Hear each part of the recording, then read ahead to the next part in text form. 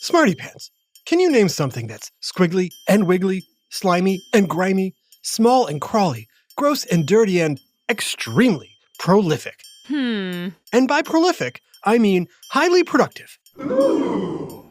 Sounds like a pretty interesting creature, don't you think? Want a hint what it is? It can also be put on the end of a hook to help catch a fish.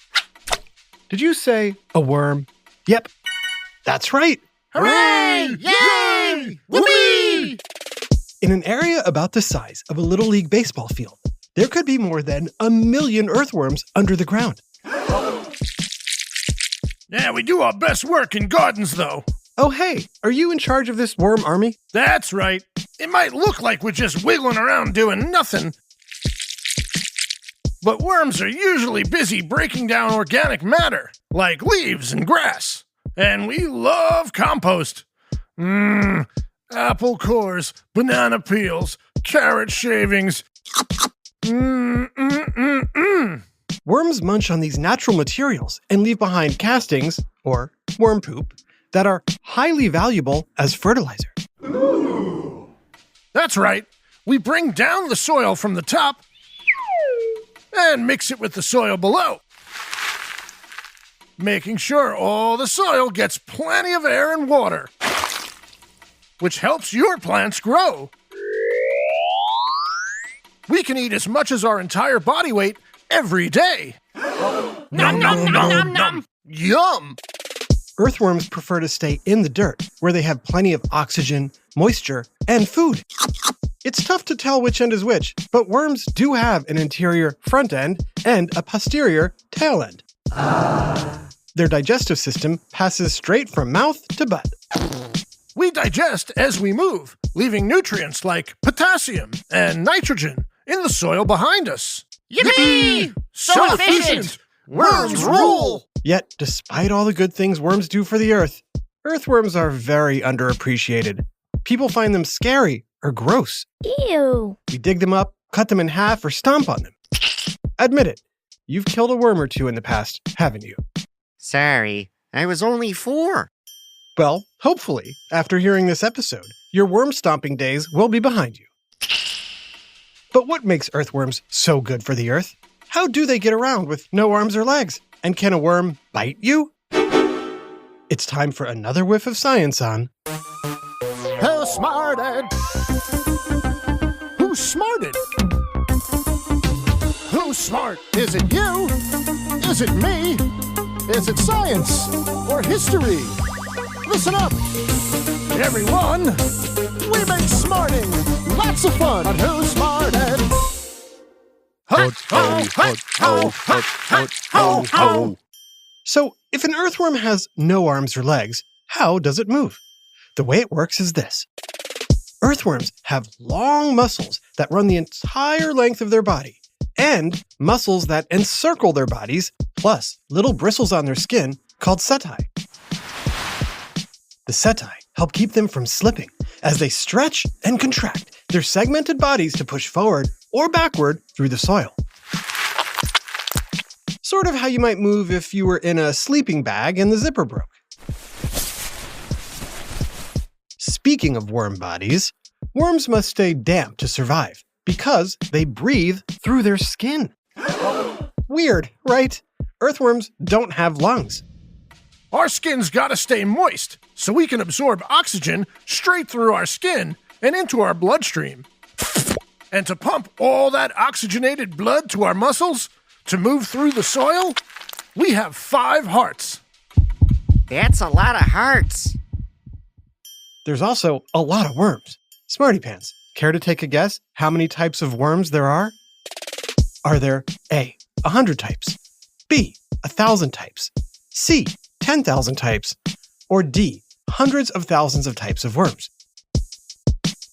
If you said D, hundreds of thousands of different kinds of worms, then you're right.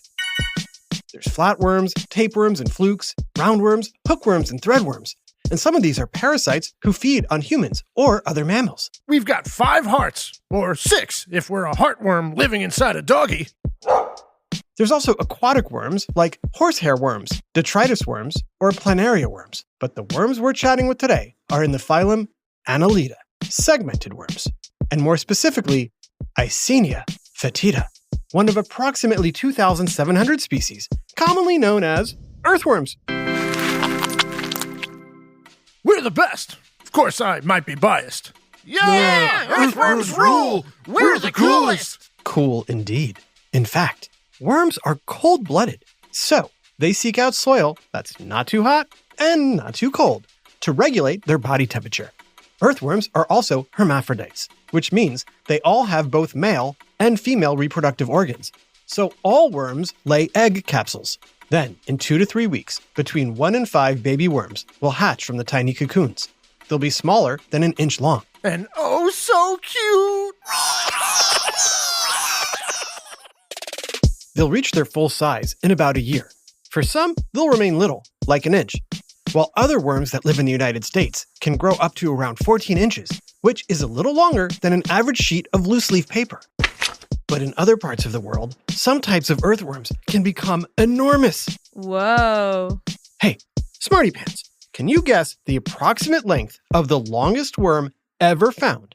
Was it A, as long as a loaf of bread, B, as long as a bathtub, C, as long as a pickup truck, or D, as long as a 747 passenger plane?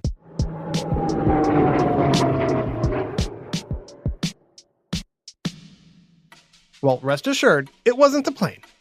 But a South African worm was found that measured 22 feet from tip to tail. Ooh. And 22 feet is longer than a pickup truck. Which it couldn't drive because it has no arms.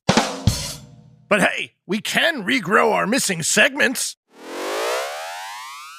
I think you'd better explain. What would happen if you were to lose a body part, like an arm or a pinky toe? Well, my Uncle Neil was missing a thumb, but he was still super cool, and he was still super awesome at video games. Humans have to protect all their limbs and digits, because you only get one of each for your entire life. If a worm like me were to accidentally lose my tail, I can just regrow it. Well, what if you lost your head? My head? I'd rather not find out. While most worm species can regenerate their tails no problem, a few species are capable of regenerating their heads. That's amazing. Awesome! That's how worms stay ahead! Worms are not immortal, though. Our lifespan is about 4 to 8 years, and we can't always regenerate. In some cases, missing parts won't grow back. The truth is, we have a simple anatomy and a complex job. Sure, you don't have any bones. All the better for wiggling. No noses. Helps us avoid sneezing. No ears. What? No teeth. Right. So you can't be bitten by a worm. Really? My little brother was bit by a worm. No, he wasn't. He just said that to get a cookie. Sometimes when it rains, us worms can get all turned around. We might end up on the sidewalk, where we do not want to be. Too wet, too dry, too bright. We don't like any of that. So if you ever see a worm out in the open, do us a solid. Toss us back in the dirt. Yeah! Dirt! We love dirt! Because worms are critical to keep our soil healthy.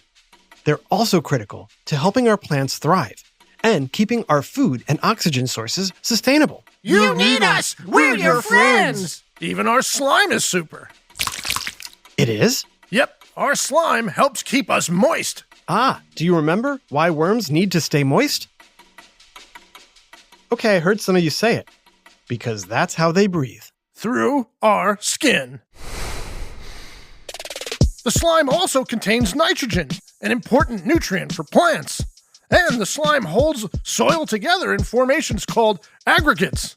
Aggregates help keep the soil stable, prevent erosion, ensure greater crop productivity, and even limit CO2 production, which helps slow climate change. Whoa. Wow, earthworms really are good for the earth. But here's something interesting. Most of the earthworm species in the United States are not indigenous to North America, which just means they haven't always lived here. So where did they come from? How did they get here? It's not like they could swim across the ocean or inch their way over from Asia. Or is it? Huh? We'll have the answer to this worm mystery right after this quick message. Now back to Who Smarted. Scientists suspect that many of the worm species in North America would have been wiped out by the last ice age, more than 11,000 years ago. Which means that the worms that live in the United States now did not originate here. So how did worms from other parts of the world make their way to America? As it turns out, plenty of worms traveled here, mostly by ship, hidden away in potted plants or soil being transported to the New World. The British are coming! The British are coming! And so are their worms! Mostly these worms have been helpful, vastly benefiting agriculture and improving our ability to produce food. Hey, would you look at that?